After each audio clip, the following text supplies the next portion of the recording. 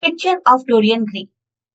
एक ऐसे आदमी की कहानी जो कि 18 साल बिल्कुल नहीं बदला, बिल्कुल बूढ़ा नहीं हुआ, लेकिन उनका एक पोर्ट्रेट, उनकी एक तस्वीर दिन प्रतिदिन डरावनी होती चली गई। यही है खौफनाक कहानी पिक्चर ऑफ डोरियन ग्रे की, रिटन बाय ऑस्कर वाइल्ड। आइए जानते हैं इसी के प्लॉट को। पेंटिंग ने एक इंसान की पूरी जिंदगी बर्बाद कर दी। सवाल ये है कि पेंटिंग शापित है या हमारा कैरेक्टर डोरियन ग्रे। यही सवाल और इसी सवाल का जवाब जानेंगे अपने इस वीडियो में। ऑस्कर वाइल्ड जी का लिखा हुआ इकलौता नॉवेल है ये, one of the finest works of Gothic fiction. Gothic Gothic genre जिसमें थोड़े से डरावने नॉवेल्स को हम पुट करते हैं। विक्टोरियन टाइम का इंग्लैंड इसमें दिखाया गया है, जहां पर की ब्यूटी को बहुत ज्यादा इंपॉर्टेंस दी गई है, लेकिन उसके कॉन्सिक्वेंसेस क्या-क्या हो सकते हैं वो भी समझाया गया है। एक पोर्ट्रेट है डोरियन ग्रे नाम के एक पर्सन का, उससे रिलेटेड ही है पूरी स्टोरी हमारी। एक्सटर्नल ब्यूटी और इंटरनल डीके, इन दोनों का एक कंपैरिजन दिखाया गया है और उसके थ्रू हमें एक मोरालिटी प्रोवाइड की गई है। वाइल्ड जी को जानते हैं, 1854 में इनका बर्थ हुआ था। बहुत ही पॉपुलर प्ले राइट हैं, इस नॉवेल की वजह से हम इन्हें नॉवेलिस्ट भी कह सकते हैं। पोएट काफी अच्छे रहे हैं, काफी पोएट्रीज इन्होंने लिखी है।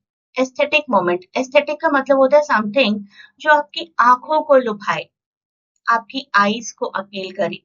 तो एस्थेटिक मोमेंट का बहुत बड़ा हिस्सा थे art for art sake, art को बचाए जाने की, आर्ट को प्रमोट करने की, आर्टिस्टिक चीजों को प्रमोट करने की बहुत जरूरत है। ये एक मोमेंट थी। Importance of Being Earnest, Lady Windermere's Fan and Ideal Husband, इनके लिखे हुए कुछ मेजर प्लेस हैं। He died in 1900। अब पहले कुछ कैरेक्टर्स को जानते हैं। डोरियन ग्रे हमारे प्रोटैगनिस्ट, बहुत ही हैंडसम प्रोटैगनिस्ट हैं, जो कि इटर्नल यूथ, इटर्नल ब्यूटी में बिलीव करते हैं और इसी वजह से एक सेल्फ डिस्ट्रक्शन होता है। बेसिल हावर्ड एक गिफ्टेड आर्टिस्ट हैं, डोरियन के डिवोटेड फ्रेंड हैं। इन्हीं का पोर्ट्रेट है जिसमें डोरियन की सोल कैप्चर्ड है, एक तरीके से हम कह सकते हैं। लॉर्ड हेनरी वॉटन एक बहुत ही चार्मिंग एरिस्टोक्रेट पर्सन है, जिनकी फिलॉसफी है प्लेजर एंड ब्यूटी, डोरियन की लाइफ को बहुत ग्रेटली इन्फ्लुएंस करते हैं।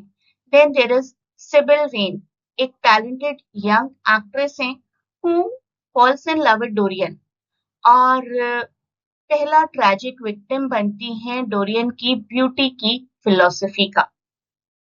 जेम्स वेन, जेम्स वेन है सिबिल के ब्रदर, सिबिल के प्रोटेक्टिव ब्रदर बेटर टू से, जो कि रिवेंज चाहते हैं against Dorian for destroying his sisters life. आइए शुरुआत करते हैं। बेसिल हावर्ड पेंट करते हैं डोरियन ग्रे का पोर्ट्रेट। एमसीक्यूज में आपको ये चीजें काम आ सकती हैं, किसने पोर्ट्रेट पेंट किया था। लॉर्ड हेनरी इन्फ्लुएंस करते हैं डोरियन को अपनी हेडोनिस्टिक फिलॉसफी से, उनके दिमाग को पूरे तरीके से बदल देते हैं।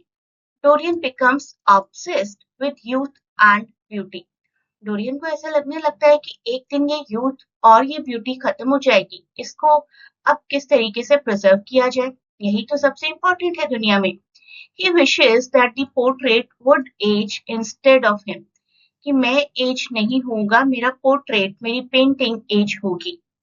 और उनकी ये मिस्टीरियस सी विश सच हो जाती है, हैरानी की बात है।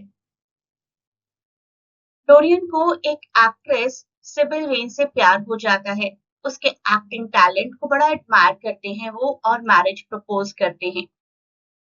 सिबिल प्यार में इतनी खो चुकी है कि उनकी परफॉर्मेंस इम्पैक्ट हो जाती है, और जिस परफॉर्मेंस से, जिस टैलेंट से उन्हें प्यार हुआ था वही नहीं है, तो डोरियन क्रूअली उनको रिजेक्ट कर देते हैं। सिबिल, जो कि हेड ओवर हील्स डोरियन से प्यार कर चुकी थी, she commits suicide.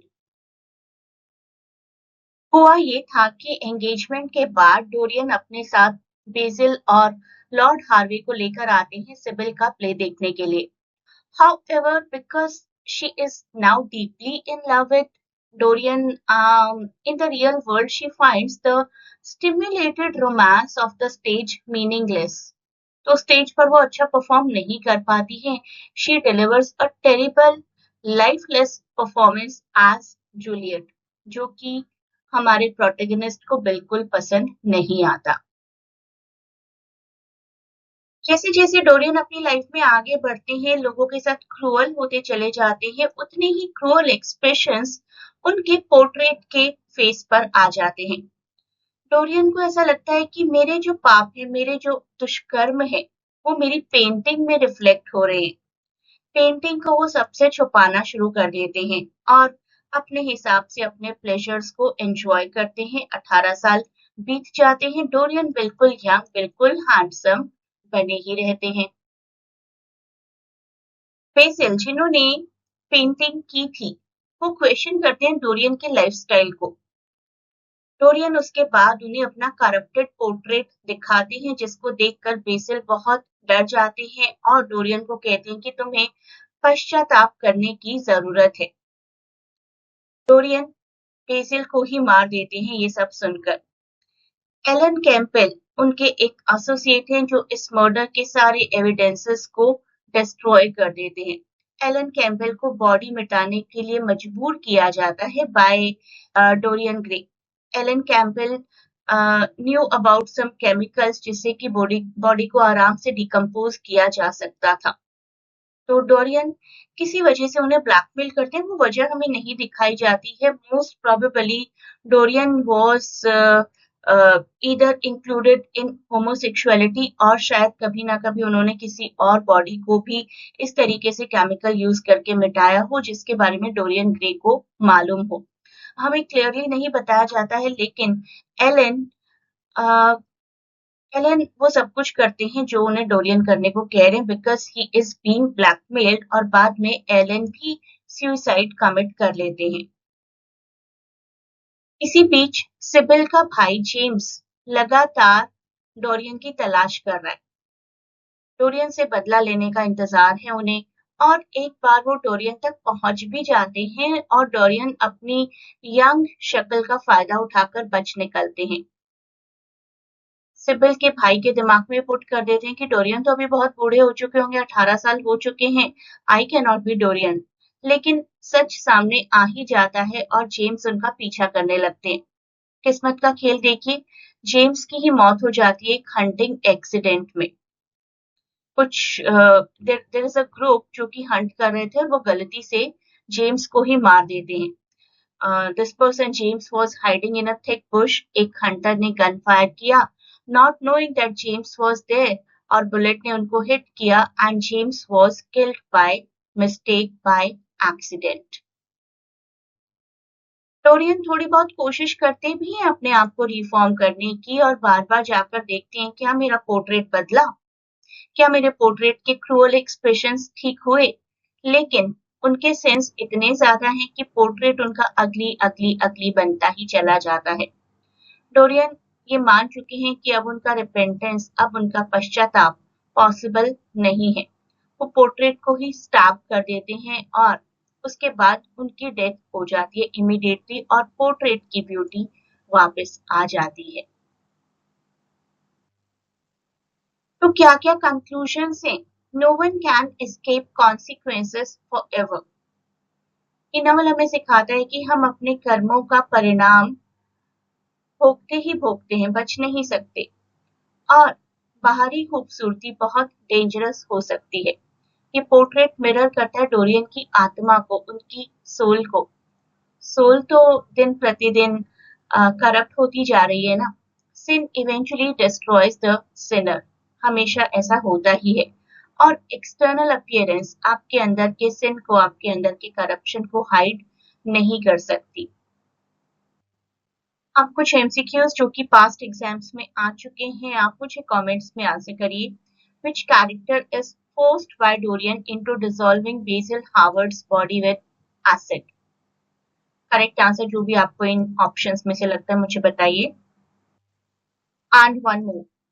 Which Shakespearean play does Dorian watch, leading to his infatuation and subsequent heartbreak with Sybil Vane? Hamlet, Tempest, As You Like It और Romeo and Juliet. English literature के किसी भी competitive exam के लिए आप लोग मेरी classes join कर सकते हैं। दिल्ली यूनिवर्सिटी और इग्नू के यूजी और पीजी कोर्सेज के लिए भी क्लासेस ज्वाइन कर सकते हैं।